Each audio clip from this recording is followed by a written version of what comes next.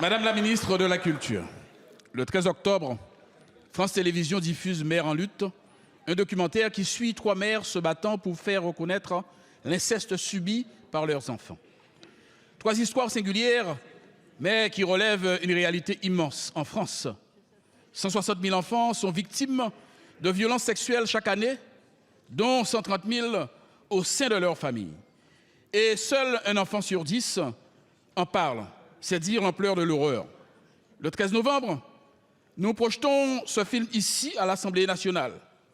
Et au moment où nos invités demandent comment le revoir, nous apprenons que le replay a été supprimé. Pourquoi? Parce qu'un homme, jamais cité, dont la situation n'est évoquée qu'à travers le témoignage de Cynthia, l'une des mères, a adressé une simple mise en demeure. Aucune plainte, aucune diffamation invoquée, aucun motif sérieux.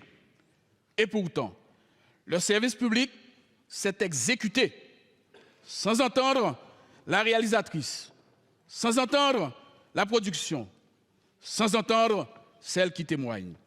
Alors, je vous pose une question simple. Est-ce vraiment la mission du service public de censurer un documentaire d'intérêt général pour complaire à un mis en cause non cité? Trop de fois, la parole des femmes qui dénoncent les violences sexuelles est méprisée et silencée. Hier, elles étaient traitées de sales connes par la première dame. Aujourd'hui, elles sont censurées sur la télévision publique. Madame la ministre, remettez ce film en ligne et montrez que le service public reste fidèle à sa vocation. La télévision publique ne peut pas devenir un espace où une voix isolée, socialement armée, réduit au silence celles qui protègent leurs enfants.